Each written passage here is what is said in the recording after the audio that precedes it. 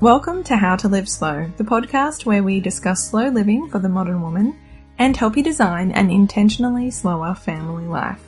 I'm Rochelle Glendon, your personal slow living coach and host of this podcast. I know all about busy, but I love living slow. Enjoy the show.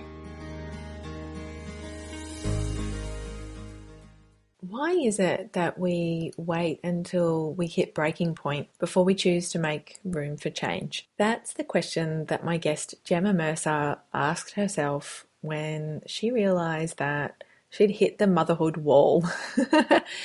And I'm sure you can relate. Today we will be talking with Gemma Mercer from Mummy Me Time, who Gemma is a clinical reflexologist, a BSc in psychology, and she's a certified infant massage instructor.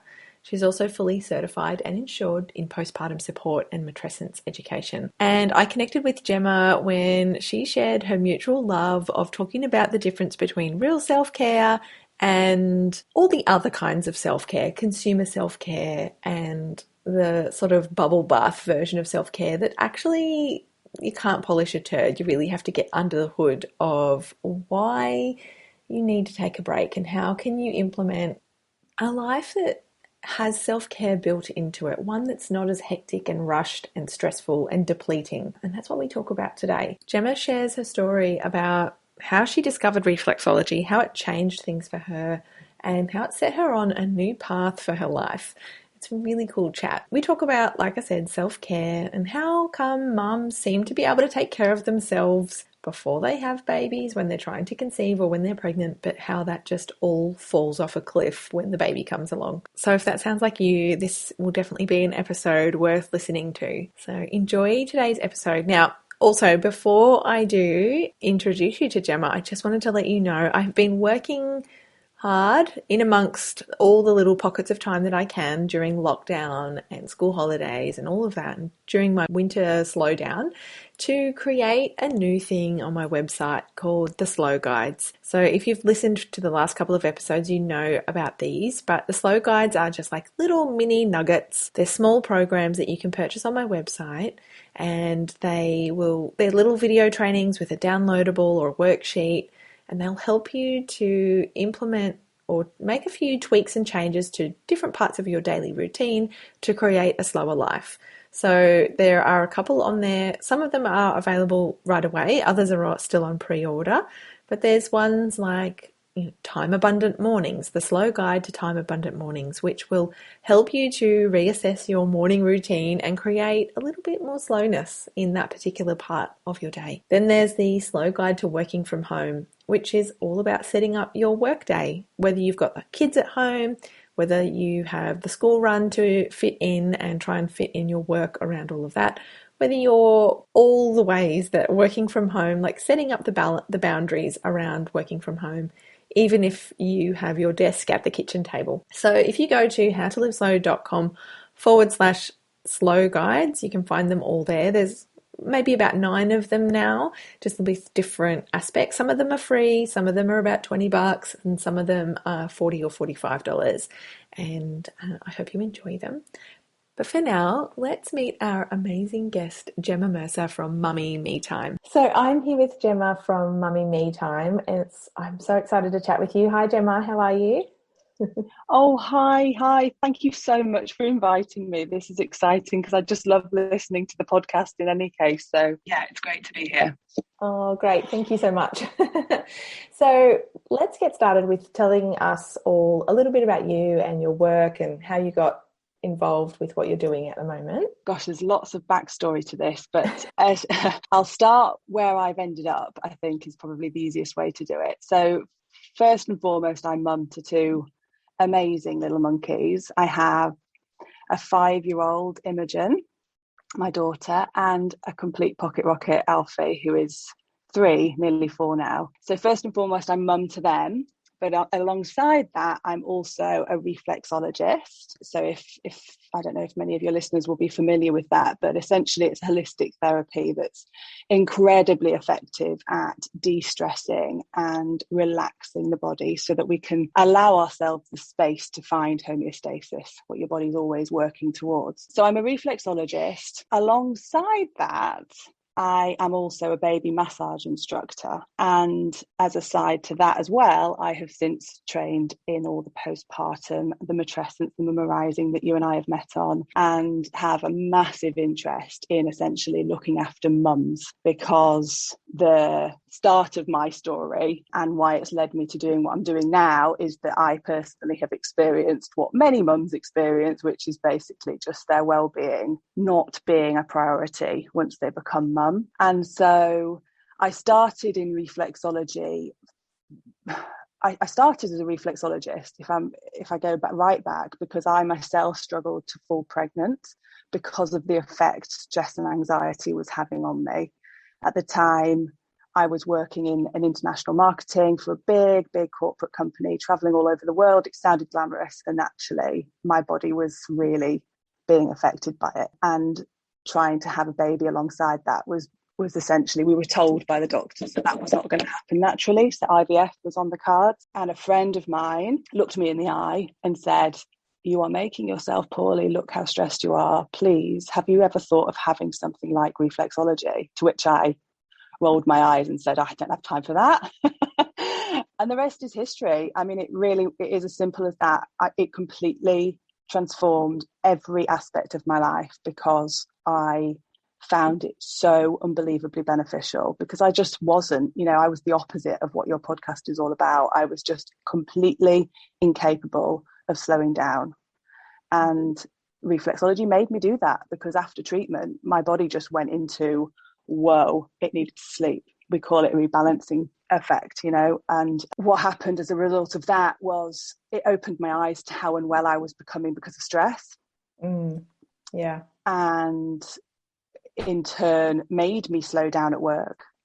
And intensive reflexology by a fertility specialist, reflexologist, and I was pregnant. My IVF drugs arrived, and I was waiting for my first day of my next cycle and didn't need to take the injections. Amazing. That's how profound the impact was. Yeah, incredible. So yeah, I mean, that's sort of the beginning of my story, really, but it just highlights to people just how important and what a massive impact stress can have on our bodies. Yeah, absolutely. In my experience anyway. So few rather interesting conversations with my husband at that point, because you can imagine going from quite a high level salary and quite a high profile role. We were both working at the same corporate company, with different roles. And I basically said to him, I can't do this. I know there are lots of mums that manage to do it, but I just don't. My priority now is to look after this baby that we've been trying to have for the last 3 years.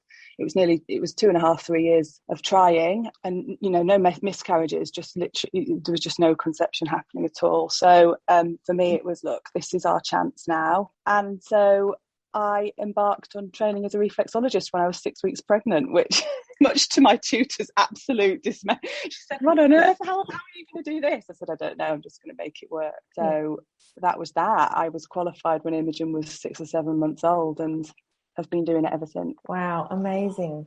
That's so cool. What a story.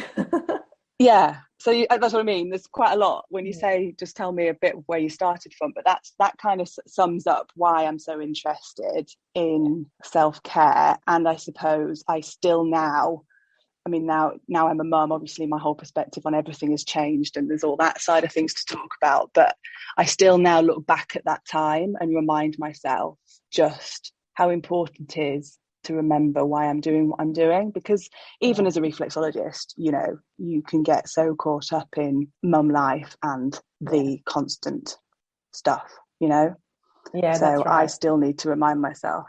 Yeah. Well, they say you teach what you most need to know or need to learn, right? So Absolutely. yeah. So Absolutely. that sounds like, a lot of mums feel that guilt of, why am I the mum that can't keep my corporate career and all of that and be a mum? What's wrong with me? But it sounds like you didn't have that as deeply, because you'd found something else that just felt so much more like a new step and a new way of doing things. So that's really cool. So well done. Absolutely. You are right with that. That's an interesting one, because you're so right. So many people feel this need to continue doing everything, and that element that we talk about a lot, that perfectionist, that, you know, superwoman addict, you know, the need to continue doing everything as well as we've always done. But for me that came later. That's where I found matrescence, actually, because I had made this very clear decision that I'd wanted this baby for so long. And I mean, to put it into context, my hair was falling out. I had terrible shingles. I was unwell physically and emotionally, mentally, you know, the works. I was really firing on all cylinders at work. Nobody would have a clue how bad my anxiety is. Well, I was on my anxiety meds. So my anxiety was spiraling. Nobody at work knew, but I was sort of always just maintaining it in front of everyone else. And it was at home, it was crumbling. So I had the opposite to what probably a lot of people have, in as much as my need for recognizing something about myself came later. And that's why I found matrescence, because actually, as much as I was very happy and willing and wanted to give it up and change my entire pathway, and recognized how important that was, once I was in the thick of motherhood and doing this job that I loved, but wasn't necessarily stimulating my brain the way that the corporate world had done.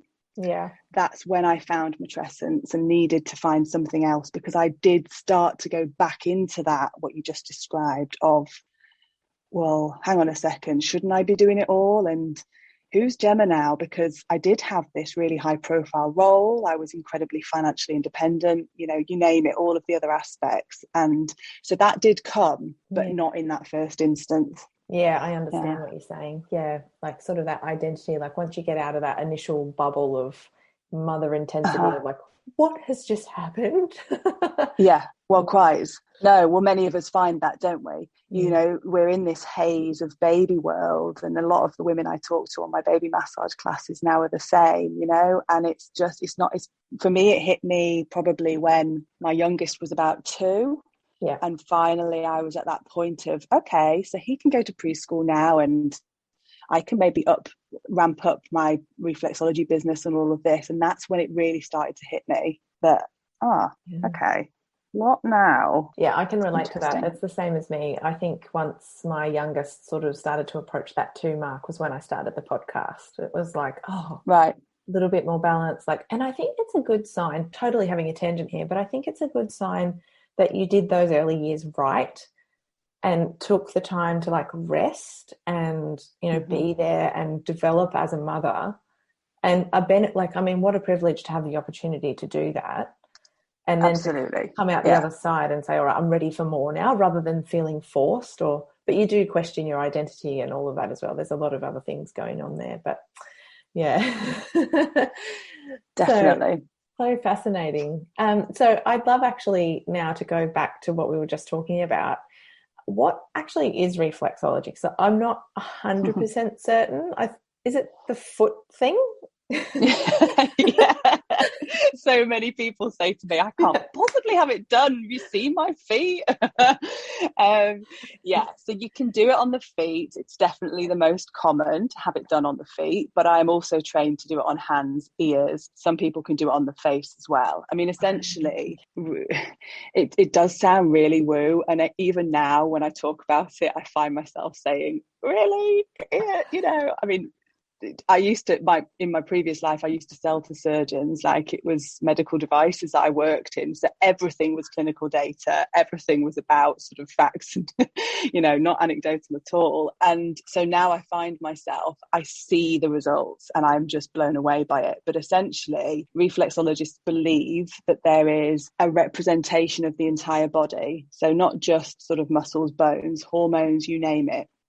Energetically, there is a representation of the entire body, and you access it via stimulating and working the different reflex points. So there's a huge amount of data to show it works, but not so much about why it works and how it works. And so that's very much up for interpretation. But for me and my clients, it certainly seems to be this concept that there's nothing quite like it in terms of a relaxation element. Once somebody is used to you playing with their feet and has got over their gammy toes, it's really just about relaxing that body down and managing to get that, the sympathetic nervous system to really slow right down. And by doing that, you can allow the body to find its own way, essentially. So we can't cure, and we can't talk about making things better, but what we can say is that we can allow you that space to be able to slow everything down so that your body can find its way through. So yeah. I see people from migraines to not sleeping to stress and anxiety is a huge one. But obviously my background is fertility. That's why I found reflexology. So a large proportion of my clients come to me because they want to start a family, or indeed they are pregnant and want to look after themselves. And, I've said this to you before, it's not a great business model that though, because what happens is busy mums, they have their baby and then I don't see them again because they fall off the cliff into mumdom. And as I'm sure lots of your listeners will relate to, the time element and the ability to be able to recognize your own needs just goes to the bottom of the pile. It sure does. I have heard that from, I think you said you baby massage as well, and I have heard that. I used to have pregnancy massage with my first, obviously not with my second, and then but the massager, the lady, the therapist, then got into baby massage because she's like, well, the mums don't come back. Absolutely. This is what happened to me. Yeah. I loved baby massage with my two, and I remember very, very clearly having a conversation with Lee, my husband, and saying to him, I'm about to open because I now have my own, alongside two other therapists, we run our own holistic therapy clinic. And I remember saying, I'm about to open a clinic here, but I'm almost problematic for my own business because you can't say you help, but you work with women whilst they're trying to get pregnant, and then you lose them. The custom goes because of the concept we're talking about. And so I actually did start doing baby massage for exactly that reason. I recognized that I needed a way of supporting these women further, and an obvious choice and something that was quite nice, knowing I didn't want to have any new babies of my own, I would be able to get that baby fix. But yeah, I now teach them baby massage and get all the lovely stuff. And now I'm able to talk to mums at the end of massage class about their well-being as well. And so the two are now going really nicely and hand together. Amazing. I love that you've taken that little opportunity to invite them in to look after their baby, but actually say, you need to look after you too. Yeah, absolutely. Because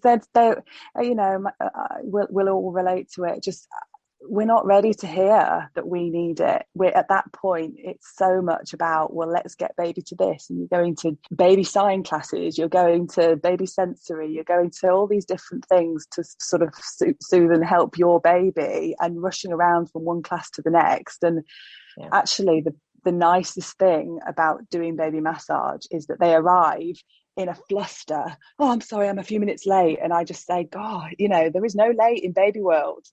There's time. We have our baby massage classes recorded. So if you want to sit and just watch everyone else for the whole class and feed your baby and just chill out and see other mums, I've got a pre-recorded version of the course. You can do that. It's about being here, doing something for you and your baby, but also that opportunity, like we've said, to just whisper those words of, you're doing amazing, and this, what you're feeling is completely normal. Yeah, so good. So, and that is a big part of your mission, isn't it? Like that self-care for mums. Yeah. And why do you think it is? Like, why do we look after ourselves when we're trying to conceive, through the pregnancy? What is it about looking at, it's almost like we're doing it to look after someone else then as well. Why is it that we really do stop? Is it just the time? Like, what are your thoughts? Is it the logistics of it? I think it's a bit of all of that. Yeah, I think it's a bit of all of that. I think we have these preconceived ideals of what it means to be a good mum. And, you know, we've talked about it many times, the maternal mandate and this idea that we should find this all really natural and easy, and it should be straightforward and love every moment. And of course, not always the case, is it? And I think as just in modern day society, people look at us differently as soon as you become a mother. The expectation almost, and the subconscious expectation of, well, I should want to do everything else for my child. It's actually not okay to say, do you know what? I'm going to do something for me. I need to go and do something that's not about baby. I think we just don't in modern day society talk or do that way. And because other mums aren't talking that way, we internalize it, don't we? And swallow it and just go along with what our antenatal people, you know, the friends we've made and the other mums that we know are doing. And it's only when one mum stands up and says, it's not actually as fun as I thought it was going to be, that the other mums suddenly say, oh, okay, this is okay to talk about, you know. So I do think there's a huge element of societal expectation, but also the pressures that we put on upon ourselves and what we think we should be doing. This concept of should, I mean, it's the worst thing, isn't it? But yeah, the pressures we put upon ourselves, for sure. Yeah, definitely. And also asking for help, you know, even just saying, even to your partner who's, you know, especially if you're still at home, it's like asking, can you look after the baby? Can I have some money for this? Like all of the factors. Absolutely. All coming in. Absolutely. And just the actual that's right. of asking for help, right? Like, and feeling like. Well, that's it. Yeah. For many mums as well, especially if they're on mat leave and they've used to having sort of a steady income coming in maybe, or, you know, financials, you know, time, financials, all of these things add up, and there's only a finite of both, isn't there? Amount of both. And having to actually say to somebody, I need something for me, when there's the other costs coming into play, there's all of these things take, you know, add up for sure. Yeah, totally. And obviously I want to talk more about reflexology because I want to know more. But I also know that I'm conscious of your time, and, you know, we'll leave links and resources for people to find out more. And that's one aspect of self-care.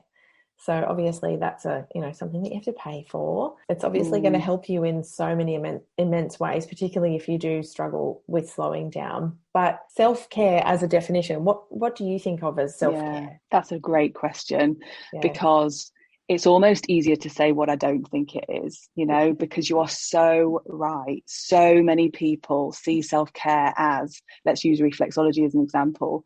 You've got to think about when you're going to be free. You've got to put pressure on yourself to get time away from baby. Maybe baby's not taking a bottle too well, or not sleeping particularly well, or, you know, you're worried about leaving them with somebody else. Like the pressure that just organising it brings, not to mention the time and the money, like we've said, you know, and that concept of even finding it difficult to say you need some support or say you need something for you. All of these things really take their toll and ultimately just add to that mother load of ongoing stuff we have to manage, don't we? So self-care does not have to be that. That's probably the first thing to say, for sure. For me, self-care is anything that your body or mind needs just to pause and to reset itself. And so it can be as it can be as elaborate as going off for a lovely relaxing treatment, but it absolutely doesn't need to be. So I talked about it before, you know, we have the parasympathetic nervous system and the concept that our body needs this time to slow down, rest and digest.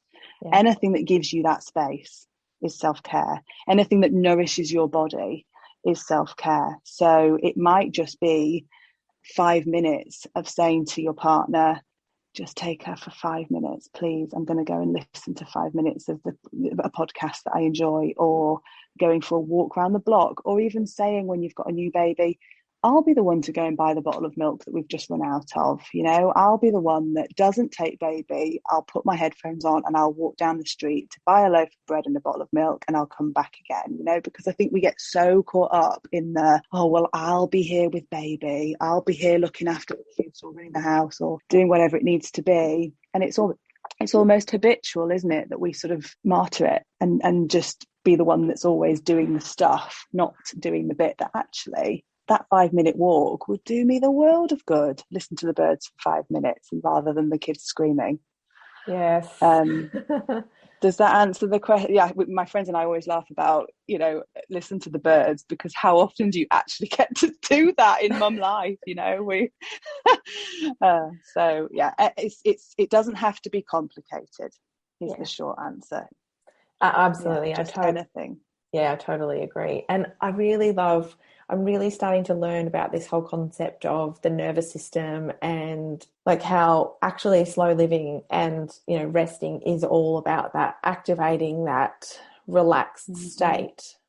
And that's obviously what reflexology does. Like, we're in such a heightened sense of, and that's probably where anxiety and stress and everything comes from, because we're so up there in our agitated states. Like, I know I suffered from hypervigilance, which was like a kind of anxiety when the kid, particularly when my oldest was a baby. And yeah, it's just that like everything's safe. You can chill, and that feeling and sense of safety is really important. Yeah. And that's what I'm saying. And it's a skill. It's a skill that needs to be practiced to be able to allow yourself. So many mums, not even mums, just so many people will come to my clinic and they will just be completely unable to switch off, and they will lie there fighting themselves to keep their eyes open, and talking to me about the picture that's on my wall or anything to stop themselves from allowing their brains to switch off.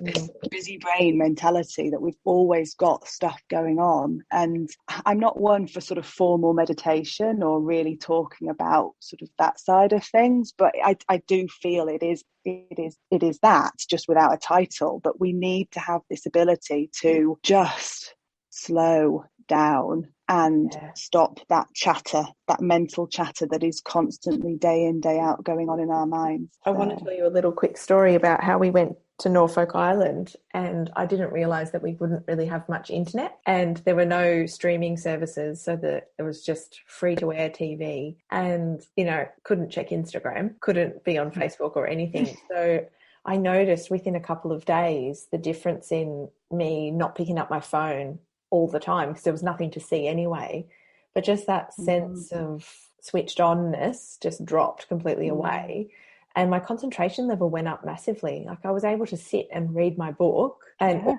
focus on, even for a period of time, without feeling uncomfortable about sitting, or even just concentrate on what the kids were saying without feeling like frustration. It was a major difference.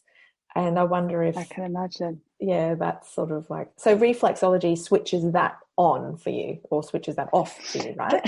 For me, and of course, self-care is going to be different for everybody. And what your body needs at any particular time is going to be different at different times as well. But for me, as somebody that is a busy person, I have to really think hard, like I talked about before, with slowing myself down. For me, having that sort of treatment really does give me that opportunity to do it.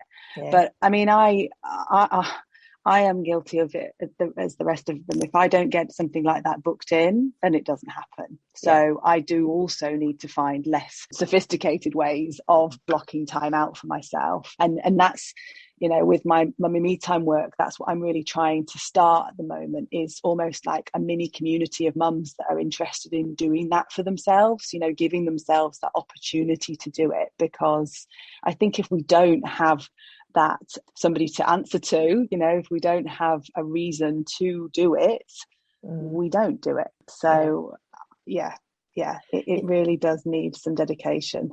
Yeah, that's really true. So how do we encourage mums to start seeking that healing and that rest? Like, what can we say to them to go, it's actually not laziness, it's not selfishness, it's not any of those things that we conceive it to be, when we, it's not an inability to cope. In fact, it's a really good coping mechanism. But how can we encourage? What do you say? Another great question. A lot of what I do when I'm talking to mums at the moment is talk to them about they are not the only one that feels this pressure. So I start with that lens, because I think we don't talk about these feelings we have. We don't talk about the pressures that we are putting upon ourselves. And so actually by stopping them and saying, look, what are you feeling?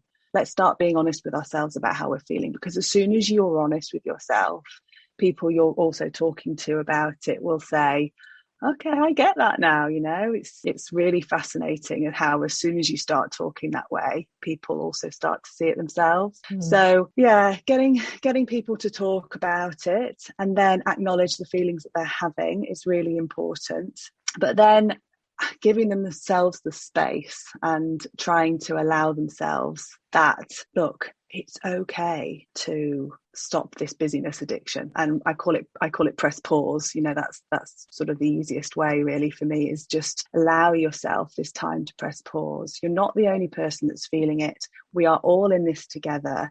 And actually look at what you're creating for your children, because the ripple effect of self-care and what looking after yourself means to not only being in the present with your kids, but, in terms of how you are there, like you've just described, that ability to listen, to be there, to enjoy, to not have a million and one things going on at the same time. Your kids benefit from that, but also they benefit from you giving yourself that space, because you're role modeling, aren't you? We're all this perfectionist addiction that we all seem to have. That's what our kids are seeing. So of course that's what they're going to grow up thinking is normal and the way that they should be. So if we're giving ourselves a hard time all the time, what are we teaching them? We need to show them that, what, mummy needs 10 minutes.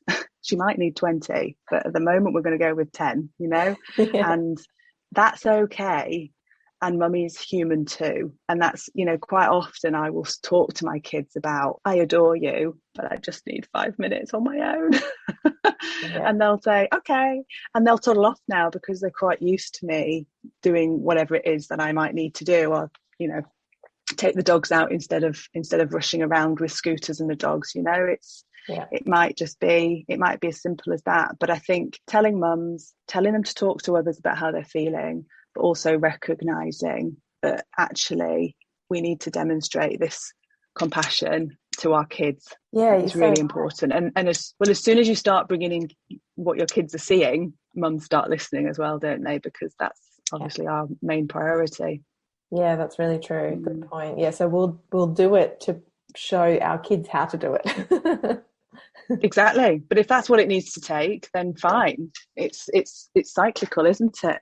Yeah. And if that's what it takes to make a woman be able to allow herself that, then great. Yeah, that's true. And the to-do list isn't going away. That busy. It's like I've been seeing a meme going around on Instagram lately, and it says, being an adult is just saying after this week things will slow down, over and over again every week until you're dead.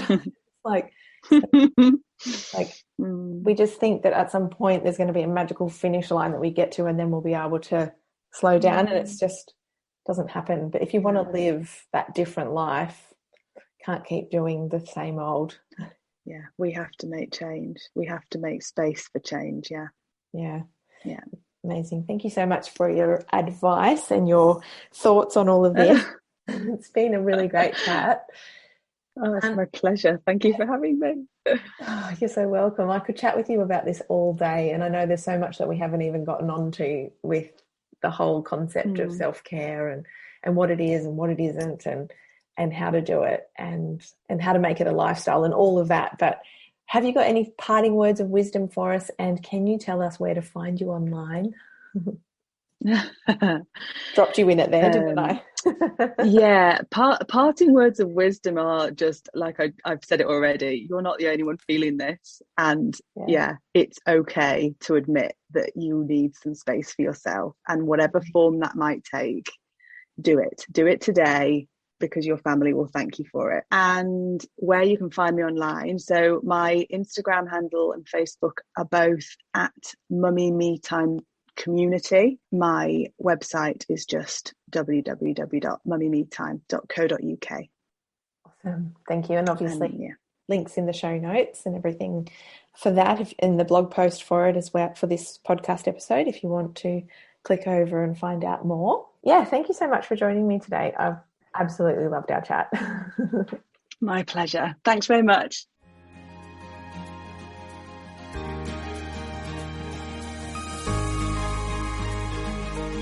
That's it for another episode. Thank you so much for joining me today. If you'd like to connect further, the show notes from today's episode, including all the social links and free resources, are over on my website, howtoliveslow.com/podcast. Have a beautiful week ahead, and I'll speak with you again soon.